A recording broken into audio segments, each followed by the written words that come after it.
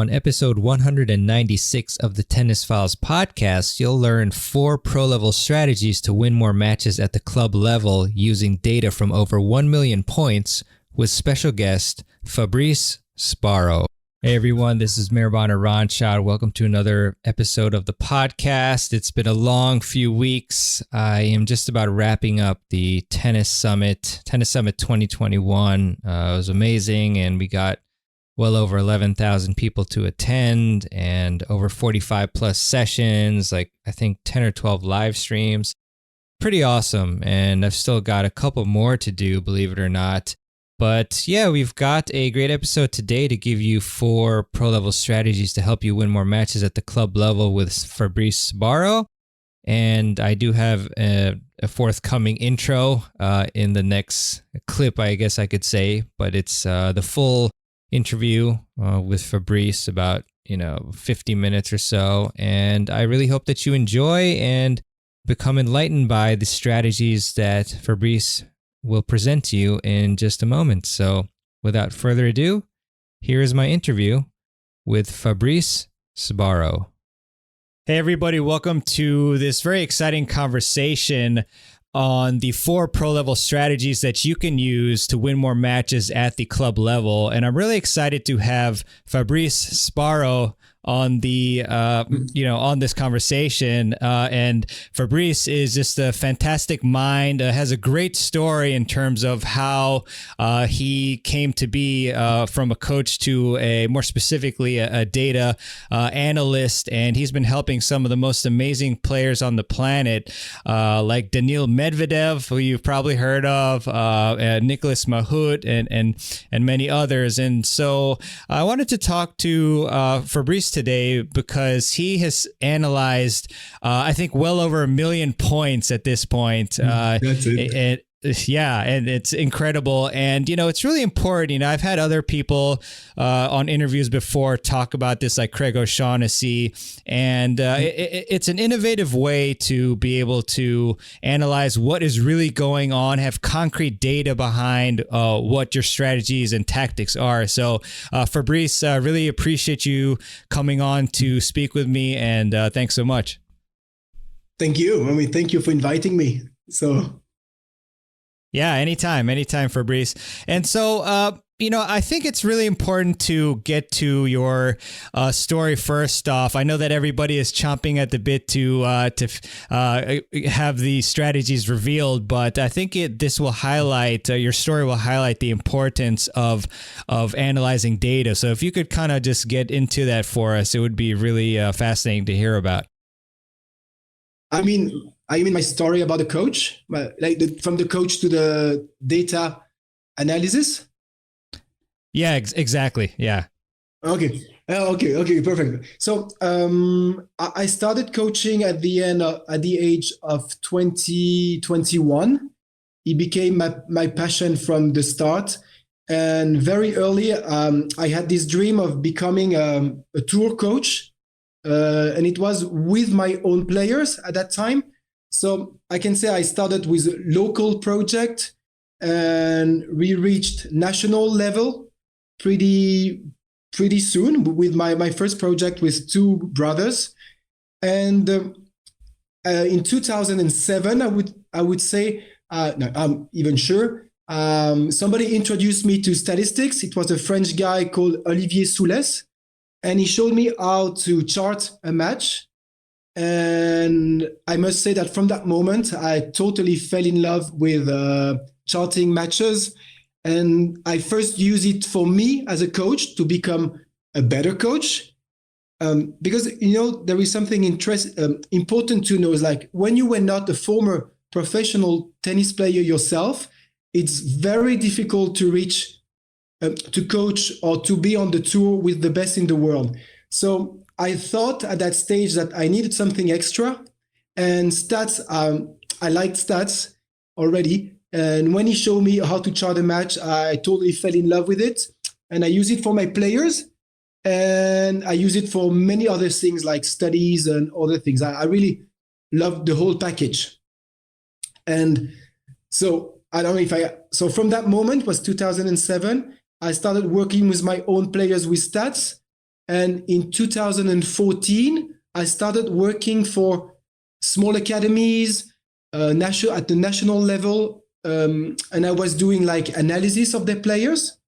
So I started to do a bit more stats than before, and then I go briefly, I go short, and then in 2019 I had the chance to meet Daniil Medvedev's coach Gilles Cervara in Montreal, and we had a trial of a match preparation with stats, and the coach really liked it, and from that moment I've been working with the coach for 1.5 years.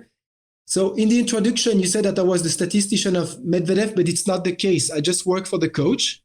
And after that, I started working with Nicolas Mahut.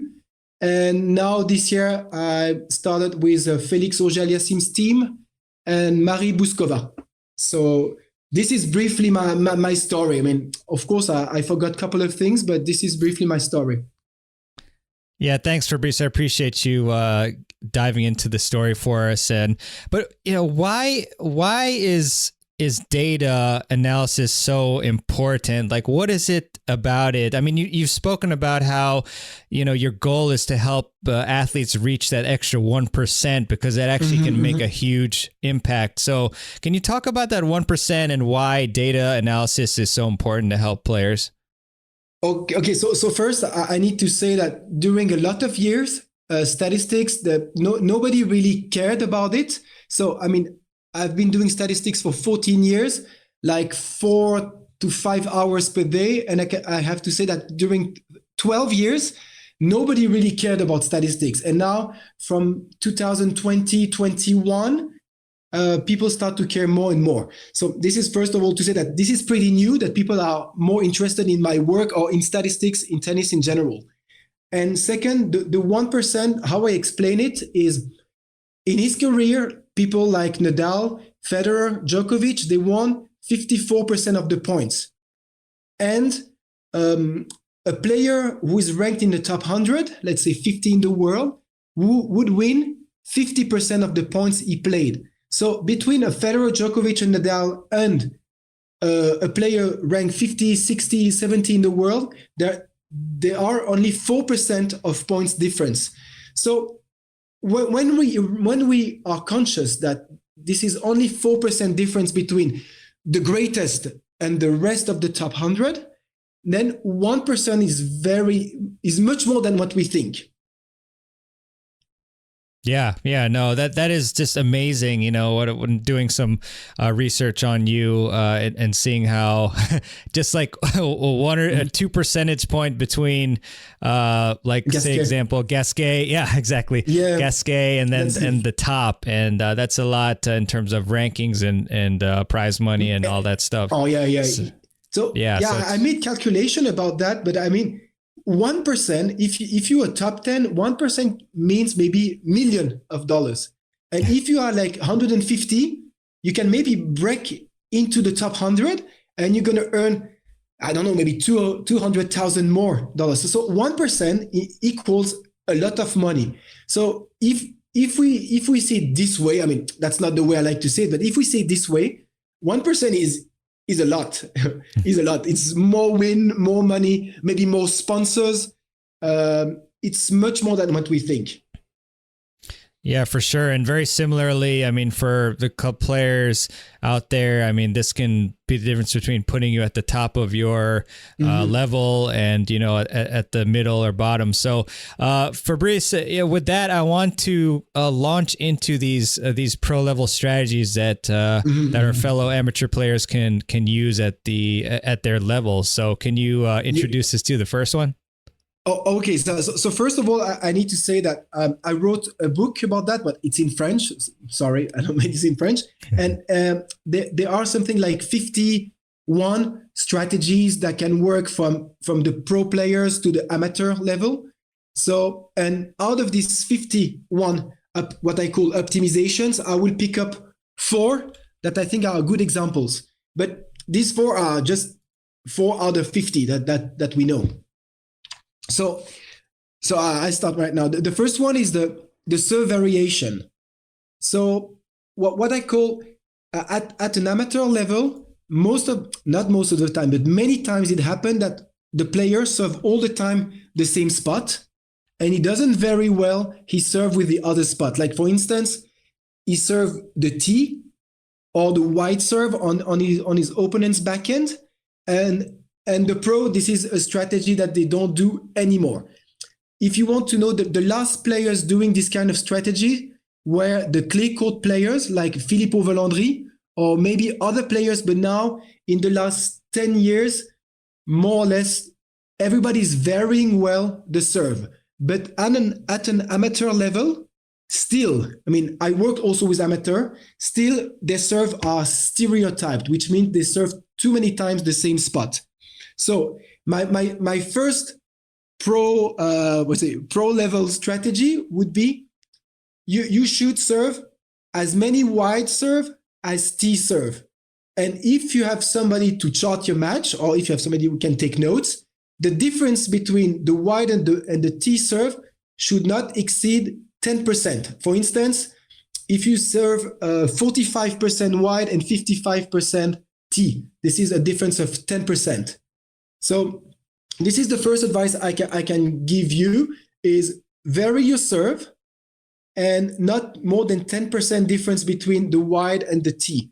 And another thing I can say about that is, we talk a lot about the body serve, but it turns out that the body serve is the worst service area to serve in single and at a pro level, but also at an amateur level. So I would recommend to serve as less as you can body serve, and to get that strategy is to serve as many wide than T serve. And to do so, I use with some juniors what I call a serve plan, which means that on the first 4 serves, you have to serve the 4 areas. So, for instance, wide, T, T. And that's your 4 first serves of each game. Sorry. And then from the 5th point, you can do it again, or if you feel like you can serve your best service areas.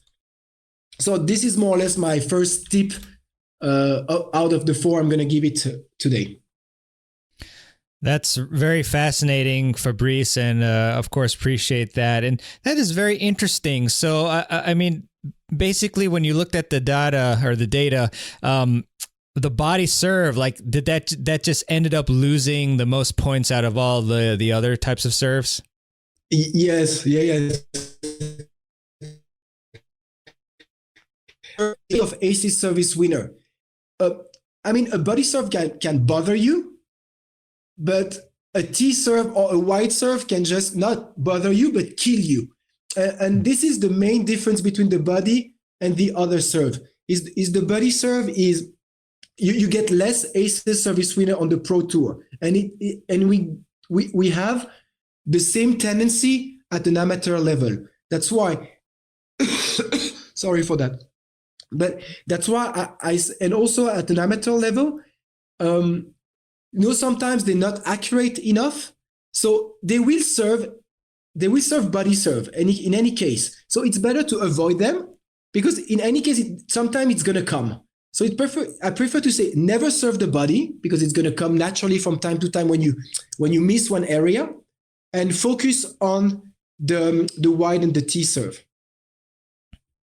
Thanks, Fabrice. Yeah, I mean, that's definitely true. I've made the mistake myself, and also have experienced the fortunate aspect of, the body serve. Sometimes it's a little bit off, and then they position a little bit and hit a big forehand, and they're more comfortable rather than moving them around the box. Yeah, exactly. And so I guess is there a preference toward, is it better to serve a little bit more wide than T, or does it not really matter and you just split it for the most part? I mean, the pro, they have a tendency to serve a bit more the T on deuce court and the wide on ad court. But then some other pro, maybe I think like Djokovic, serve a bit more the slice, but most of the pro, they serve a bit more the T and the wide, which means for a right-handed. So the flat serve. And all the lefty, they have a tendency to serve also with the slice serve, the T, and the wide serve. So I cannot say that. I mean, I feel like that every player has to know which serve area he's good at and which serve area he's not good at. So that's why in the serve plan, we use the first 4 serve at the beginning, and then from the 5th serve, you can go to your strength. And I don't think that they are. I mean, some players can be better with slice, other one with flat or kick. So I think it doesn't really matter. Thanks, Fabrice. So, okay, great. So I guess an easy plan, like you said, the service plan is just, for the first 4 points, you just pick each side, T wide, T wide, in any pattern that you want. And then from there, go for your strength, but then still probably want to vary it up. Is that kind of the summation of it? Exactly. Yeah. First variation. Second, go to your strength. Got it. That's awesome. That's really good. And also, I mean, it's important as an amateur that you know yourself. Where are my strengths when I serve? Where are my weaknesses when I serve? This is also something that they have to know.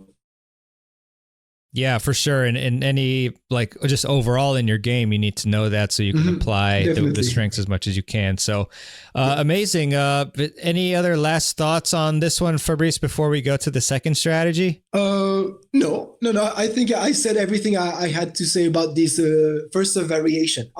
Yes. Maybe one last thing. We are talking about the first serve. On the second serve at an amateur level, put it in.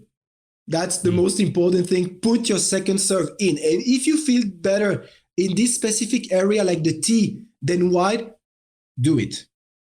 Because the ratio of double faults is one of is even the main key is explaining a low second serve 1 point. So at an amateur level, I think it's the point number 1 explaining a low second serve 1 point. So this is for first serve, the variation. On second serve, do what you can. Got it. Yes. Thanks so much for covering that second serve. I'm glad you brought that up. Just curious, one last follow up with that. I know, as you said, the priority is to get it in, maybe figure out what is your best second serve here and then go with that. But is there any, like, say if somebody is a really good second server, then is there any particular side that is most advantageous, or is it the same principles? I mean, most of the second serve, we play with a kick or whatever on the rival's backhand. But it turned out that somebody like Djokovic, again, he very well forehand, body, or T. So there are especially a rule. Everything can work as long as this is your strength. So, I mean, the tendency is to go kick to the backhand. This is the tendency. But then if you can do other things, do it. And also some people, they got scared if they don't have a good second serve because they go only the slice. I'm talking about right-handed. They go slice to the forehand of the opponent. And, it could also be a good option to go to the forehand. I mean, then it depends. If your serve is too weak, maybe no. But a good slice, if you don't have a good kick on second serve, but only a good slice, go to the forehand. No problem for me. Brilliant. Thanks again, Fabrice. So that's a great one. I hope everybody here is taking notes on this. And I mean, I'm personally excited to think about my serve like this and vary it up and keep the opponents guessing. So Fabrice, how about we go to the second pro level strategy that club level players can use? Exactly. So the second strategy is to build your point cross. I mean, this is a very basic strategy, but we still have to know that when we play cross, the net is lower and you have more distance. So I start with an easy thing, and I'm going to pick up an interesting example of a pro player. And let's do it this way. So the example I want to take for the playing cross, building cross, is Juan Martín del Potro. So Juan Martín del Potro, everybody think, and I'm sure that everybody who's listening to us right now think that Del Potro is better than his opponent. Well, he's not playing anymore right now, but was better than his opponent because he was making more winners or what I call provoked points than them. But stats revealed that the biggest advantage that Del Potro took against his opponent, it was because he was doing 30% fewer unforced errors than them. So this is already a first thing about Del Potro, which is interesting. So he make on average the same ratio of winners provoked point, but 30% fewer unforced errors with the forehand and the backhand than his opponent. And he's the best example about the building cross. 2/3 of Del Potro's shots are playing cross. So forehand cross, forehand inside out, and backhand cross. So two times out of 3 on average, he played cross. So this cross allowed him to put pressure to his opponent and to play a safe target. And this safe target plus pace that he could put justified in a way that he was doing 30% fewer unforced errors than his opponent. So, and then when he has the right ball, Del Potro used to go down the line with the same pace. So this is exactly the example I want the good strategical example I want to tell you. So you build cross, the net is lower, the distance is bigger, you can generate pace cross with safety, and when you have the right ball, you can keep the same pace, but play down the line. And this is one of the things Del Potro was doing perfectly. That's fantastic, Fabrice. Thanks for that. So I guess the message here is to really go cross court until you get a ball that is comfortable for you to go down the line. Is that correct? Are there any variations to that? There could be many variations because, I mean, this strategy, I cannot say that this strategy can work for everybody. Let's say that one of the player listening to us has a very, very good forehand, and maybe for him, it's good to go more with the forehand down the line, or the inside in.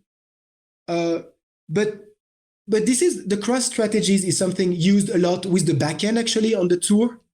But I like the example of Del Potro just to explain how he was winning his match, statistics with stats. But I'm not sure that this strategy can apply to anybody. I'm not sure.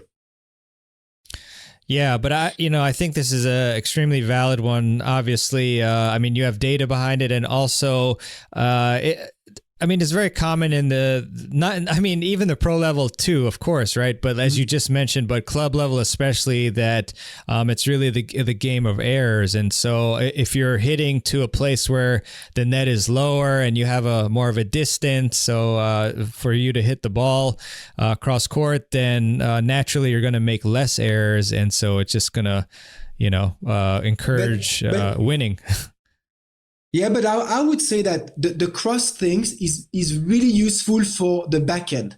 We have to know that on the ATP tour and even at an amateur level, when you play a backhand down the line, your chances to win the rally directly or after a couple of shots after the backhand down the line is 46%.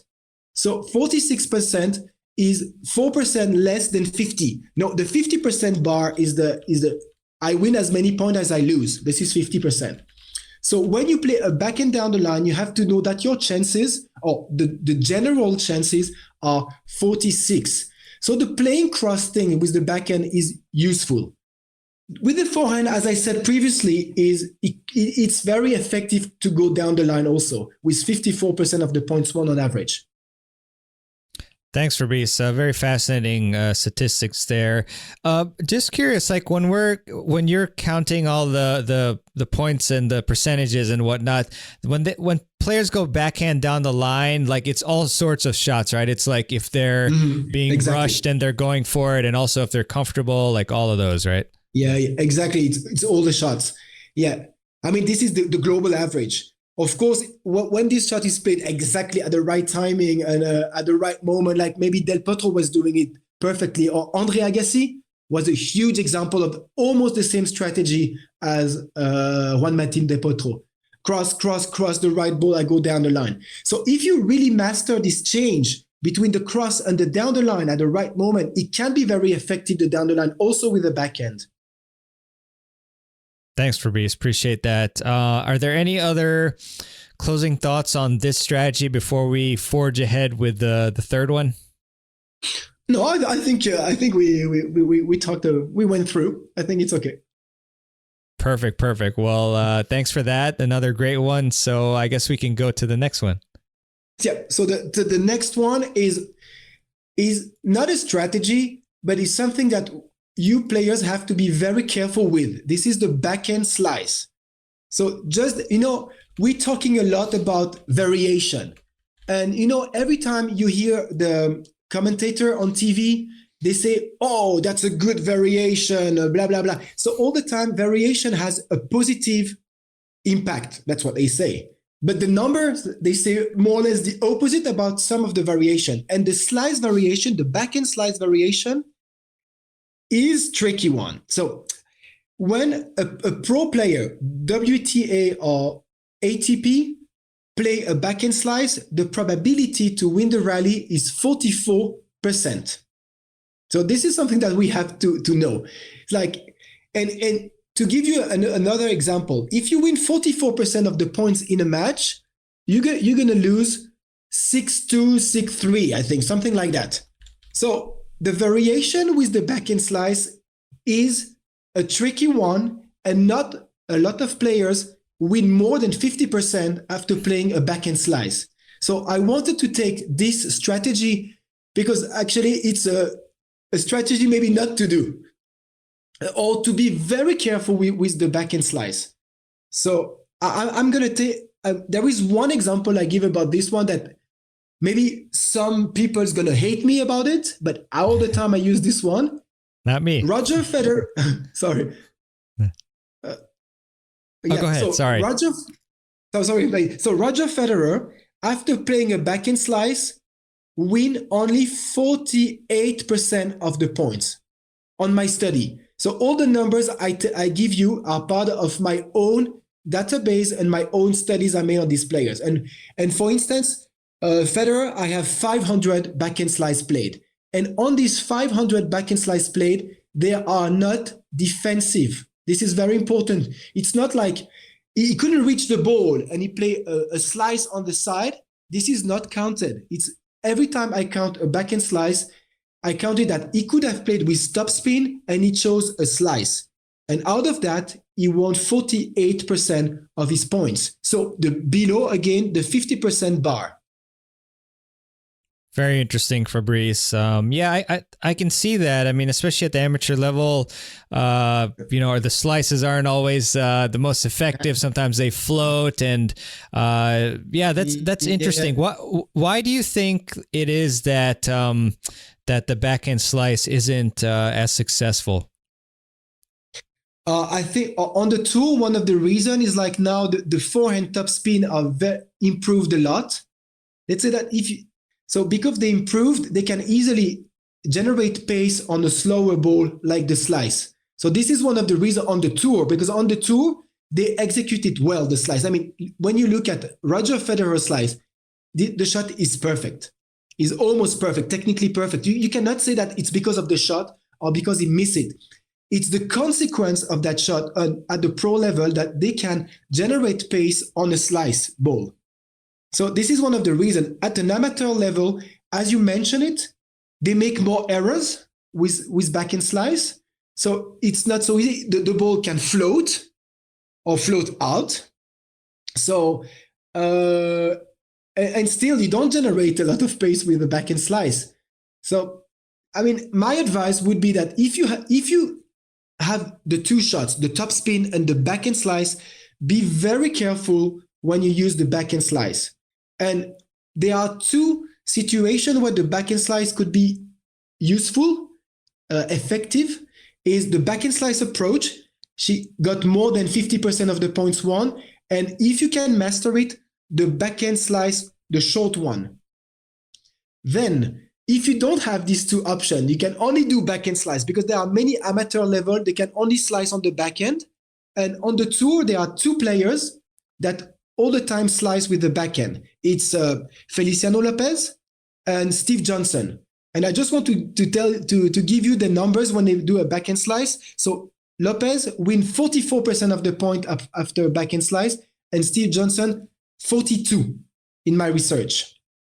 So I think I cover more or less everything I had to say about this backhand slice. Yeah, that is wonderful. And that's great that you touched upon those players, because I was thinking specifically of Stevie Johnson. I was going to ask you, how about his rate, but it seems that he, fortunately, yeah, I mean, that's pretty low. You wouldn't think that, but at least he's got, good serve and forehand. Exactly. Very, yeah, no, it's very interesting. Just curious, do you have any data on, you mentioned that the slice approach is more successful, over 50%. Is there like a particular location or anything like that makes it successful?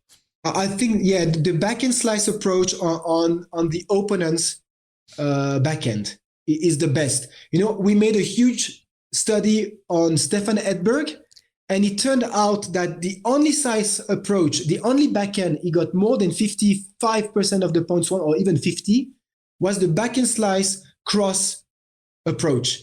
All the rest, he got below the 50%. So I would recommend definitely the backhand slice approach to the backhand, not the forehand, because as I said before, now we have many players mastering the topspin forehand, and it's not so complicated to play forehand passing. Got it, Fabrice. Awesome. And one last one, which I'm just going to throw out an assumption, is that it would probably be higher percentage based on what you said to slice to the backhand rather than to the forehand then, right? Yeah, exactly. To slice to the backhand. And I just want to add another thing about the slice, because there is one situation where the slice is very effective, is on the first serve return. On the first serve return, returning with slice is very important because you can put back in play many balls. So this is the only situation where the slice is effective on the first serve return, especially if you play against big servers. This is where the guys they get good stats with the backhand slice. Got it. Thanks, Fabrice. So first serve slice is good, but second serve, you probably want to hit that topspin backhand instead of slice. The second serve return is better to play spin and to put pressure. Then the position is, we thought that a close position to the baseline was very important before. And now the latest studies I made is like a further back position, even on second serve return, even is more effective. So the backhand slice return only on first serve. I mean, then if you don't have any other option, you have to do it on second serve. But you have to know this is not an effective shot. Wow. Very cool. Fabrice, I think you need to translate that book to English at some point. I don't know what your plans are, but that would be pretty cool for us. I need to find someone to, in France, we're making podcasts about the book in French. And I need someone to do that with me for the English speaker, and I would be glad to do it, because there are 50, no, not 50. We made something like 30 to 35 keys for amateur level from the pro, like 30 pro strategies that you can use at an amateur level. And we did that with a French podcast, Tennis Legend. And if somebody is interested in the States, we can do it this way. Yeah. Very cool. Really enjoying this, Fabrice. Appreciate it. So, let's leap into pro strategy number 4. Yeah, so the last pro strategy is the forehand and the backhand approach. So when a shot is followed to the net, it becomes more effective. To give you a simple example, the winner unforced errors ratio with the forehand on the Pro Tour is 1-1. On average, they make one winner, or what I call the provoked point. Provoked point is like you hit a good forehand, the other one touch it, but you win the point. So this is 1-1. They make on average 1 point with the forehand for one error. But when you use the approach, this ratio turns to 4 points for one error. So the ratio winners and fours is multiplied by 4 if you follow your forehand to the net. And the backhand is multiplied by 3.5 in my research. So just to say that if you have a chance, if you have an opportunity, follow your forehand and your backhand more often to the net, because it will optimize your performances. So, and we have to say two things. First, when you follow a shot to the net, it increases the pressure you put on your rival, and he can just miss the passing. And second, technically, when you follow a shot to the net, the whole body goes through the ball. So this is more or less the two things that explain why a forehand or a backhand approach is more effective. Wow, that's great. Makes a lot of sense there. Putting that pressure in addition to the shot and having that forward momentum, like you mentioned. Is there I guess location wise, are we trying to hit to the backhand all the time, or how about that aspect of it? Yeah, I mean, the pro player, they can hit everywhere. I mean, backhand cross, down the line, forehand, inside out, inside. But I would say that the most effective approach is definitely the forehand down the line. This is the number one. Then still a forehand approach is more effective than the backhand approach usually. But if you have a better backhand than forehand, so in your case, it would be maybe the backhand approach more effective. But let's say the down the line are good way to approach. And if we go back to the Del Potro strategy, you build your point cross, injecting pace cross. And when you have the right ball, you play down the line with a forehand or a backhand approach. And this is a strategy, a pro strategy that can be very, very useful at an amateur level. Fantastic, Fabrice. That's really great. Are there any other thoughts on that in terms of, I guess, the optimal approach? Well, okay, so let's go with this. Are there any like instances that you found where the approach was less successful? Like, I don't know, maybe depending on the location of where they were when they approached? Okay. No, there's nothing. No, there is nothing below the 50% bar when you approach on average. Nothing. Every direction will give you minimum of 60%. I mean, this is an average, minimum 65% of the points on average, 60 to 65. It's not like a backhand slice that the average is 44%. An approach is all the time over 60% of the points won. Of course, it can happen in a match that you win less than 60 or 50% of the points, but it doesn't happen that much. And I also want to say a thing that when you follow your shot to the net, even for a player that doesn't like to volley or doesn't have any confidence in his volley, that I calculate that 65% of the time you won't have a volley to play. Or you will finish the point in a good or in a bad way, or you will be passed, or you will have a volley to play. And the volley to play at the pro level is 35% of the time you will have to play a volley. So this, for me, I use this argument for the players who have a good forehand, for instance, or good backhand, but they don't want to go to the net. And I just tell them, your forehand is good enough that you won't have that many volley to play. So don't be so scared of the volley. But of course, if you have a better volley, that would help. And with a better volley, it will give you also the confidence to come to the net more often. That's amazing, Fabrice. Yeah, so that's really great because we do have a lot of players who aren't as confident in their net play, but just the mere act of approaching, it seems like 2 out of the 3 times you won't even need to hit a volley. So probably even more at amateur level. Yeah, but still it depends on your approach. I mean, at an amateur level, if you do an approach like this, very, very slow, you will have more than 35% of volley. I mean, we're talking about a good approach. Like you had the time, you settle down, and you hit a forehand on the backhand. A good one. We're not talking about, I approach because Fabrice tell me to approach and I play a very soft ball. No, we're talking about a good approach also. Thanks, Fabrice. So I guess if we were thinking about maybe like a 3-0, 3-5, they don't have as much on their approach and they're going to get volleys more often, then should we change the strategy? I mean, how would you change the strategy in that case then? You mean if you don't come to the net enough? Oh no, sorry. So like basically, if you are not capable yet of hitting like a pretty solid approach, because sometimes if you watch like 3 or 3-5 players, you know, they might just hit the soft approaches like you mentioned. So how should they adjust then? Should they maybe not come to net as much then? Then if they are very confident with their volley, it's okay because they're gonna counterbalance the bad approach with a good volley. So that could be one of the solutions. But still, all the time when I talk about strategy, we reach a point that if you don't have the weapon, I mean, if you don't have the serve, the forehand, the backhand, you need the technique.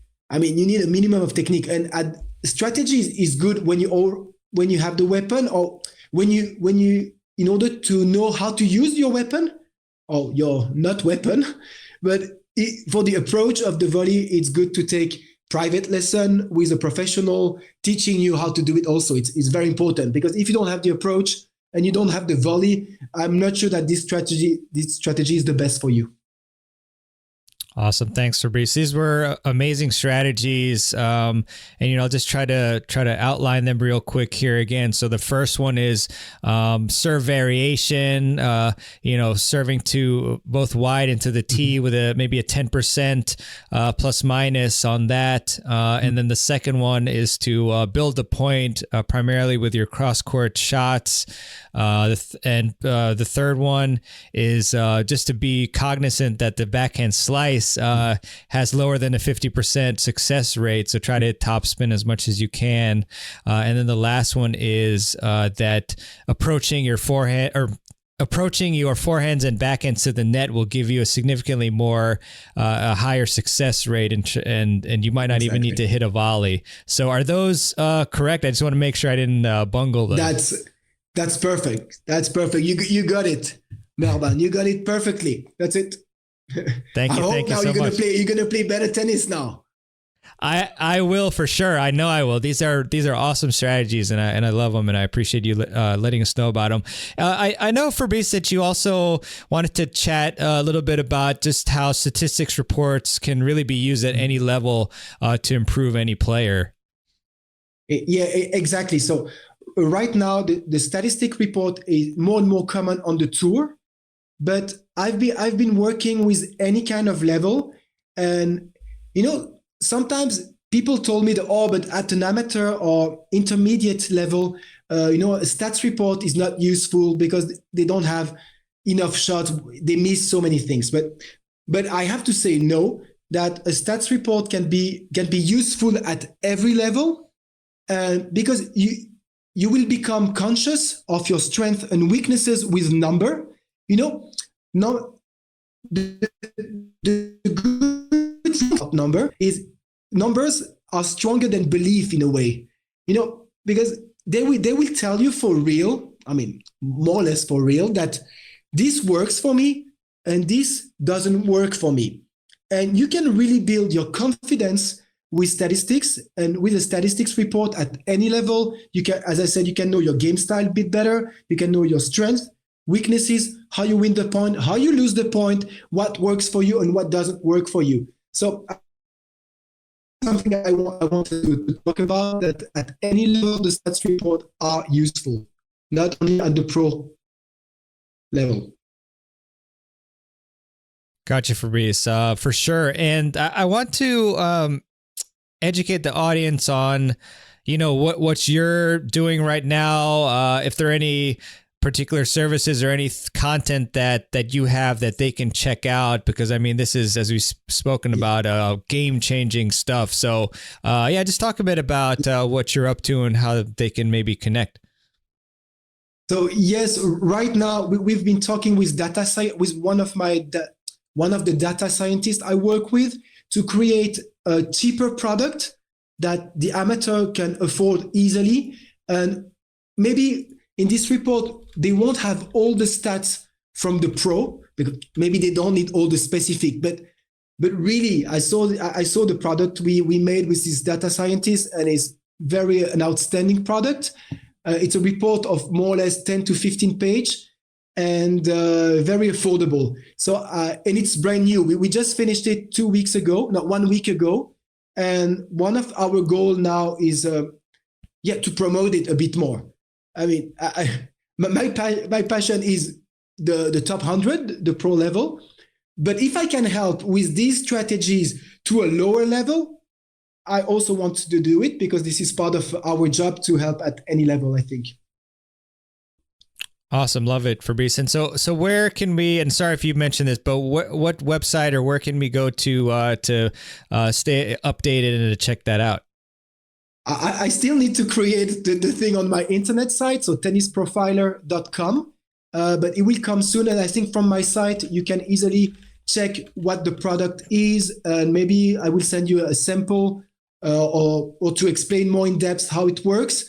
So I told you it's brand new, and I need to adjust my internet site, how to do it. Or maybe we're going to have people like, providers promoting it for us. It's totally new. So I'm happy to talk about this product with you, because the first time I talk about it in public, I would say.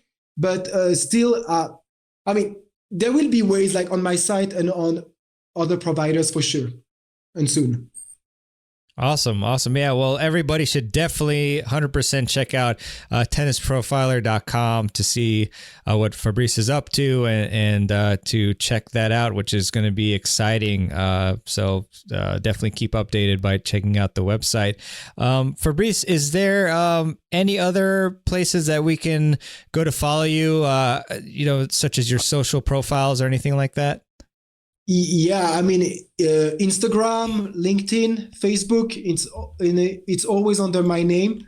So Fabrice Sbarro, Sbarro, Fabrice. So, I mean, it's easy to connect with me, and I all the time I answer to all the message I got when I receive some. So it's easy to get in touch with me. Awesome. Thanks so much, Fabrice. I really appreciate it. I guess before we go, any last words on, any tips on data analysis or anything you want to give as a parting piece of advice to the audience? No, I feel like that more or less we covered enough for the 40 minutes we had. There are still many topics in stats. It's just like limitless in a way. But I think we covered more or less. I mean, more tips will be if one day I make that podcast in English. I will have the 35 tips, and more tips will be given with the stats report. But right now, I think we covered already 4, which I think is good. It's a good that people realize that how stats can be important and improve their game. For sure. Well, Fabrice, I really want to thank you so much for your time. I mean, you're working for teams for the top players in the game today and really making a huge difference. And I can't thank you enough for these great strategies that if the audience implements them, maybe just choose 1 or 2 and try them and see how exactly well it works already. for you. Yeah. I mean, that's usually how to do it. Then we'll, I'm sure we'll see a great difference in your game. So thank you so much. Hopefully. And looking forward to chatting with you again soon. Thank you very much. Thanks. All right. I really hope you enjoyed my interview with tennis strategist Fabrice Sbarro, and definitely check out his work at tennisprofiler.com if you're interested in learning more about what he does and getting more strategic information for how to improve your game. And I really would also appreciate it if you would subscribe to the Tennis Files podcast. I think it would benefit you, a good deal by getting all the episodes downloaded automatically as soon as I push them out. And it would also help the show a lot in terms of visibility and higher rankings and such. So that would be appreciated. I also would like to leave you with a quote, as I often do at the end of the podcast. And this one is by Albert Einstein. And Albert said, "The important thing is not to stop questioning. Curiosity has its own reason for existence." Really love this one because you'll obviously stagnate if you do not constantly question what you're doing on the court and how you can improve, which is how a lot of people get stuck at a certain level. So if you have curiosity and also passion and you're willing to work hard, then that's when all the magic will happen eventually. And it doesn't happen overnight, but it takes time. So you have to keep hammering away at it. All right. Well, with that, I will conclude this episode. So this is Mirban Ranchad from Tennis Files. It's a pleasure as always, and I will be getting more sleep these days now, thankfully, and I will see you on the next episode of the Tennis Files podcast. Take care, everyone.